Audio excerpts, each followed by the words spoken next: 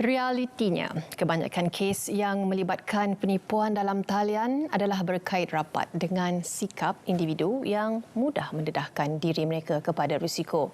Elakkan dari situasi berputih mata apabila wang simpanan yang anda kumpul sekian lama hilang dalam sekelip mata. Beringatlah bahawa data peribadi anda adalah rahsia anda.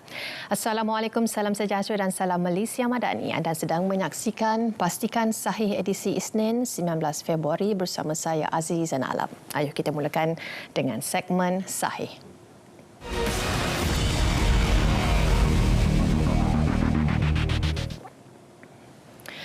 Jabatan Audit Negara memandang serius berhubung tomahan berunsur fitnah yang dibuat oleh pihak yang sengaja ingin mencalarkan reputasi dan kredibiliti jabatan tersebut serta institusi kerajaan secara keseluruhannya baru-baru ini.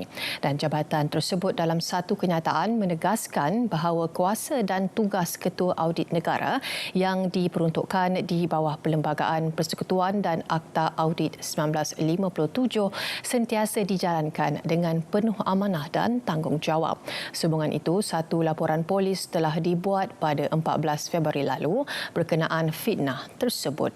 Dalam pada itu, jabatan itu juga tidak teragak-agak untuk mengambil tindakan perundangan terhadap mana-mana pihak yang masih mengeluarkan kenyataan yang memburukkan reputasi, kredibiliti dan kewibawaan Ketua Audit Negara dan jabatan itu secara amnya.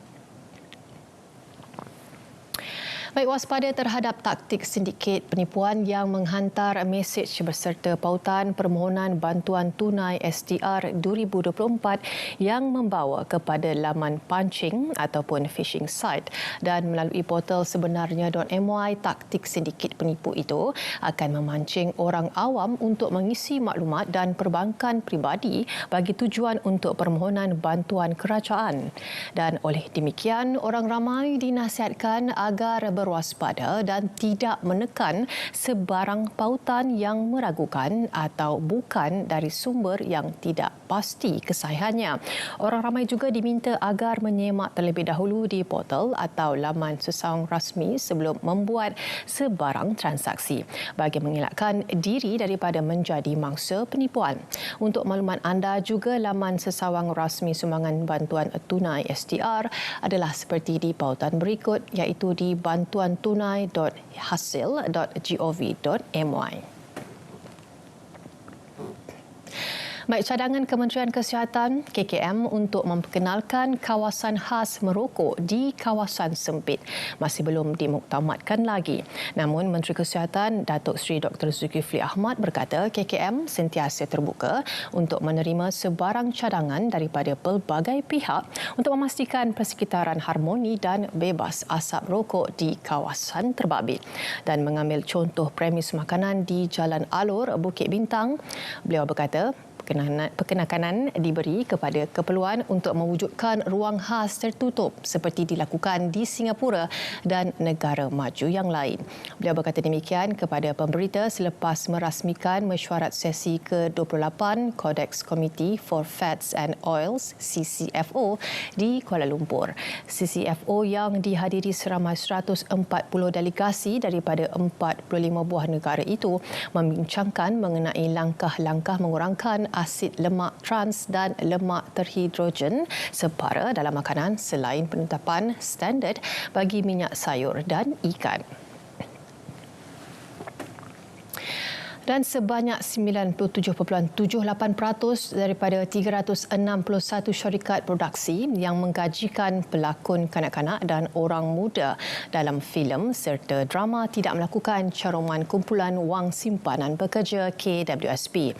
Ketua Perangkauan Malaysia DOSM Datuk Seri Dr. Muhammad Uzair Mahidin berkata, kajian pengajian pelakon kanak-kanak dan orang muda dalam filem dan drama juga menunjukkan hanya 2.22% syarikat produksi berbuat demikian. Dan ujar beliau lagi, jumlah 97% itu dilihat sebagai ketidakkesedaran bahawa mereka yang terlibat seharusnya turut dicarumkan untuk caruman KWSP. Dan tambahnya lagi, perkara itu juga merupakan antara yang dicadangkan dalam kajian. Beliau berkata demikian selepas melancarkan laporan kajian pengajian pelakon kanak-kanak dan orang muda dalam filem dan drama di Putrajaya. Menteri Komunikasi Fahmi Fadzil berkata beberapa mekanisme boleh dipertimbang dalam usaha menambah baik liputan perlindungan kepada penggiat industri seni dan pengamal media, khususnya wartawan sambilan di negara ini. Beliau berkata ini termasuk mengembangkan skim perlindungan di bawah Pertubuhan Keselamatan Sosial Perkeso kepada individu bekerja sendiri untuk mencarum bagi membolehkan mereka mendapat manfaat pencen ilat dan pencen penakat. Untuk memberi peluang pencarum yang bekerja sendiri ini mendapat benefit ataupun manfaat pencen ilat dan pencen penakat. Dan saya harap dalam masa yang tidak terlalu lama kita akan ada berita gembira sama ada untuk para seniman, cast and crew dan juga warga media serta golongan P-hailing.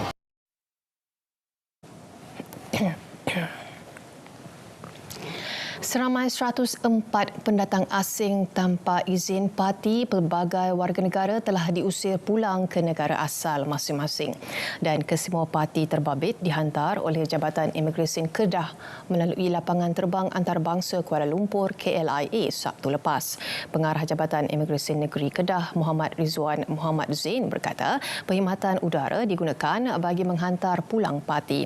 Dan kesemua parti terdiri daripada 72 warga Myanmar, 9 warga Bangladesh, 6 Indonesia, 5 Pakistan, 4 warga India, Sri Lanka dan Nepal masing-masing 3 warga negara dan Cambodia seramai 2 orang warga negara. Beliau berkata kesemua parti terbabit sebelum ini ditahan di Depot Imigrasi Belantik SIK dan telah selesai menjalani hukuman setelah melakukan pelbagai kesalahan di bawah Akta Imigresen 1959 Palang 63 dan Peraturan-Peraturan Imigresen 1963. Beliau berkata kesemua parti terbabit sebelum ini ditahan di Depo Imigresen Belantik SIK dan telah selesai menjalani hukuman setelah melakukan pelbagai kesalahan di bawah Akta Imigresen 1959 Palang 63. Baik, Jabatan Akauntan Negara Malaysia JANM menegaskan bahawa jabatan itu tidak pernah memberi kebenaran kepada mana-mana pihak untuk mendapatkan maklumat tambahan bagi permohonan wang tidak dituntut ataupun WTD. Untuk itu, orang ramai adalah dinasihatkan supaya tidak sesekali menekan pautan yang diterima berkaitan perkara itu dan mendedahkan maklumat peribadi melalui borang yang tidak dikenal pasti bagi mengelakkan pencerobohan data peribadi. Dan sekali lagi diingatkan bahawa maklumat sahih hanya boleh diperoleh dari portal dan laman media rasmi JANM. Dan untuk sebarang pertanyaan, orang ramai boleh menghubungi talian 03-8000-8711 atau emailkan kepada corporate@anm.gov.my. JANM turut mengenal pasti kewujudan pemancing data melalui paparan mesej yang tular di laman-laman web palsu seperti yang tertera. Sekali lagi, jangan kongsi maklumat bank anda. Amaran waspada ini juga merujuk kepada 4 perkara berikut, iaitu nombor kad bank, nombor TAC atau OTP, nombor PIN ATM anda serta ID pengguna atau kata laluan. Dan ingat bahawa segala maklumat akaun anda adalah rahsia peribadi anda. Jangan dedahkan kepada sesiapa, termasuklah kenalan atau saudara mara anda sendiri. Hubungi CCID Infoline di 013-211-1222 untuk maklumat lanjut atau anda boleh layari semakmul.rmp.gov.my. Dan di sini juga kami bawakan kepada anda isu berkaitan berita palsu melalui paparan segmen Biar Betul. Ayuh kita saksikan sekarang.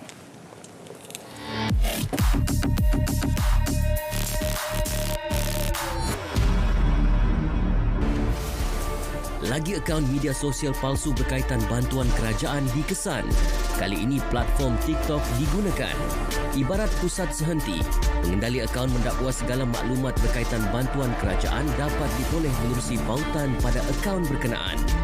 Bagi meyakinkan pengguna, logo Malaysia Madani turut digunakan. Semakan pasukan biar betul mendapati akaun itu tidak lain tidak bukan cuba menipu orang ramai. Ini jelas terbukti menerusi perkongsian video berkaitan bantuan tidak wujud. Ini termasuk pengeluaran wang KWSP, perbat elektrik dan bantuan tunai khas. Ibarat serampang dua mata, selain mencuri maklumat mangsa, si penipu turut berpeluang memperoleh ganjaran pengendali platform menerusi jumlah tontonan yang ramai. Bagi mengelak ramai jadi mangsa, amaran mengenai kegiatan sindiket penipuan dikeluarkan Kementerian Keuangan. Orang ramai dinasihat berhati-hati dan tidak mudah percaya dengan perkara dihebahkan. Bagi mengelak jadi penyumbang pertambahan statistik kes penipuan, semak dan rujuk menerusi sumber sahih. Elak jadi mangsa, sentiasa waspada. Kepada si penipu, anda diperhatikan. Terima bahan fitnah atau disyaki tidak betul, segera lapor ke MCMC. Biar betul, tak pasti, jangan kongsi.